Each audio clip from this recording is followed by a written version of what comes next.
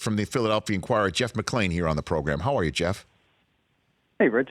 Thanks for calling in. We appreciate you giving the viewers and listeners of this show the straight 411, if you will. What is the deal with Carson Wentz as you know it right now, Jeff?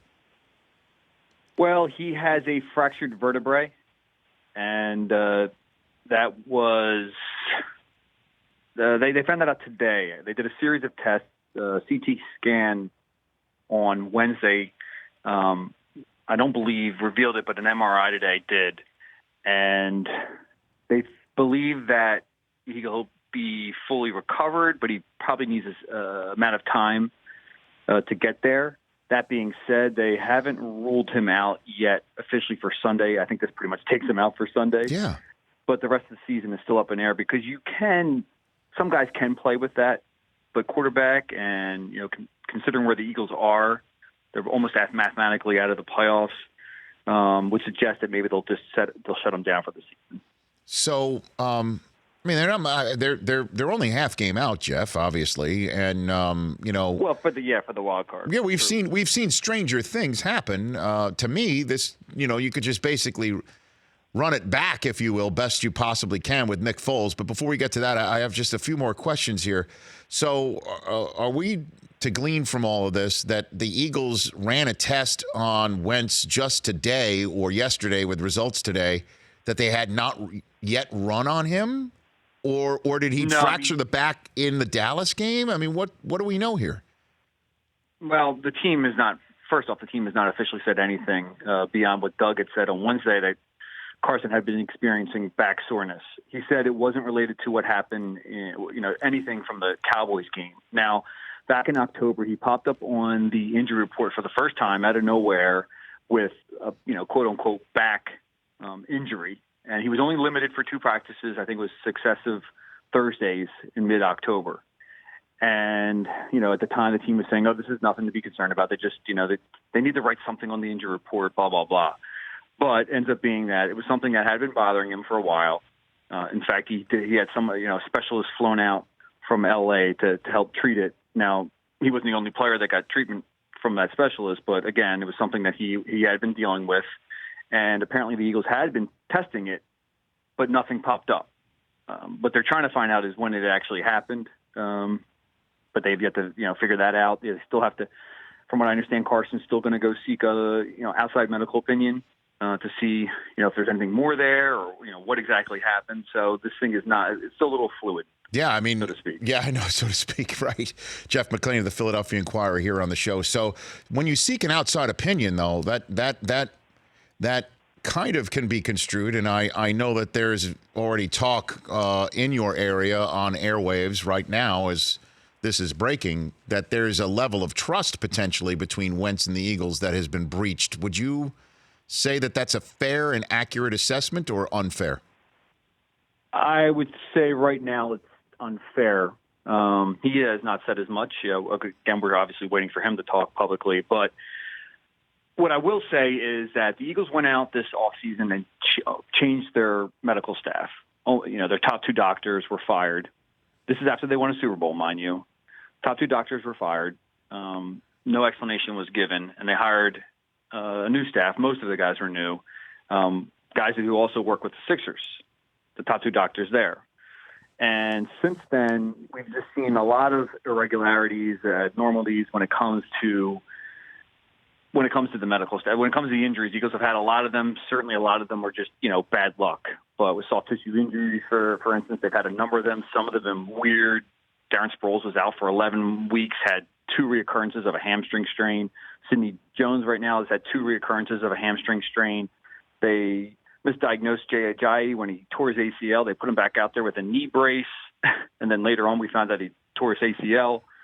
Some of the recoveries have taken longer than usual. Chris Maragos has torn ligaments, but typically the injury takes about a year. He's still out with no signs of him ever coming back at all this season. So there's been questions raised. And then on top of that, there's a bunch of players that are not using the doctors. They're going back to some of the old going back to one of the old doctors that they've had. No kidding. And while that isn't always strange, because a lot of times guys do seek outside opinion or they do seek outside treatment, it seems like this is happening more than ever. Jeff McLane of the Philadelphia Inquirer here. Okay, so are we That was going? a lot of information. It's sure no, but that's why we have you. I mean, you're right there on the ground there in Philadelphia, and that might be leading to a lot of the speculation that, as you were pointing out, some of it is unfair and unfounded right now. Wentz, are we going to now have a conversation about his, I guess, his sturdiness or his, or again, his risk taking that he constantly seems to take hits? Are we going to revisit this conversation now, do you think, Jeff? I think it's fair. I mean, so the last 4 years, he's had 4 injuries.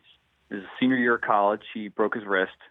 That was kind of a freak thing, but still it happened. His rookie season during first preseason game, he kind of extended a play against the Packers and got hit pretty hard and broke a couple ribs. That kept him out for the rest of the preseason. He did return for the first game and played all 16 games of his rookie year. Last year, we all know he tore the ACL and the LCL in his left knee nearly almost exactly a year ago in Los Angeles, where they'll play this Sunday. Missed the first 2 games of the season as he recovered from that, and then has played 11 games so far this year, but is now likely to miss at least 1 game this year. So that's 4 injuries. When you bring up the whole kind of reckless thing, it's something I wrote about a number of times this offseason, because there was plenty of examples of him extending plays too long to the point of just, it wasn't necessary for him, or for him diving or taking on defenders when really a slide was really all that he needed to do, or run out of bounds to protect himself. But honestly, for the most part, I feel like he's done that this season. Now, that may have something to do with the fact that he's in pain. He's had back issues. And what a lot of people in Philadelphia keep wondering is what happened to the Carson Wentz that we saw pre-knee injury, the one who was kind of, I wouldn't say taking undue risks, the guy that was able to kind of escape from certain doom. Or run. He hasn't been running as much. That's the guy that people have been wondering where he's been. But in terms of the injuries and whether he's been too reckless, I mean, that's so fair. That's a fair question to raise, whether he is injury prone, because now it's 4 in 4 years. Last one for you, Jeff, in terms of running it back here. Now, here's Nick Foles, right? Now everyone can think that you can bust the dog masks back out again, right? Everybody is overlooking him. Nobody believes they have a shot.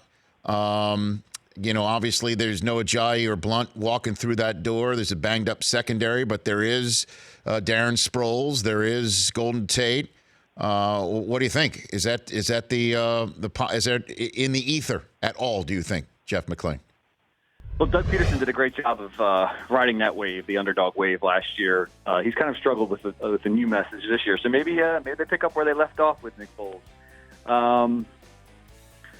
Look, this team has many more issues than just the quarterback issue. Even if Nick comes in there and plays as he did during the postseason,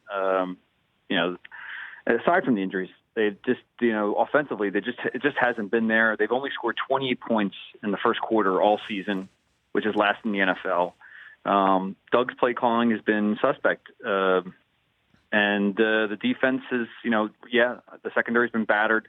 But even before they started suffering all those injuries in the defensive backfield, they weren't getting the job done, especially in the fourth quarter. I mean, they blew a few games, certainly against the Panthers. So this team has had systemic issues all season. I just, and then going to LA and having to face, Rams team that's coming off a loss, and we know how explosive they could be on offense. I mean, that could be the final nail for this team. Any sense of John DeFilippo out there making him Hugh Jackson Part 2, fired and then joining a team? Peterson said no way. He respects John, but he's good with the guys that he has now. And realistically, I mean, I just didn't see him bringing in somebody, because that would undermine Mike Rowe, who replaced Frank Reich as offensive coordinator, right, and Press Taylor, who replaced John DeFilippo as quarterback's coach. And if they were close to getting the playoffs, maybe you pull a Josh McDaniels, you bring back a guy like that to help you get over that last step there, but considering the situation, I just don't see Doug doing that. Jeff, thanks for the call. Appreciate it. Really appreciate you getting on the phone line and giving us the latest. That's Jeff McLane. You bet. Thanks, you bet. Thank you. That's Jeff McLane of the Philadelphia Inquirer. The Rich Eisen Show, weekdays at noon Eastern on Audience.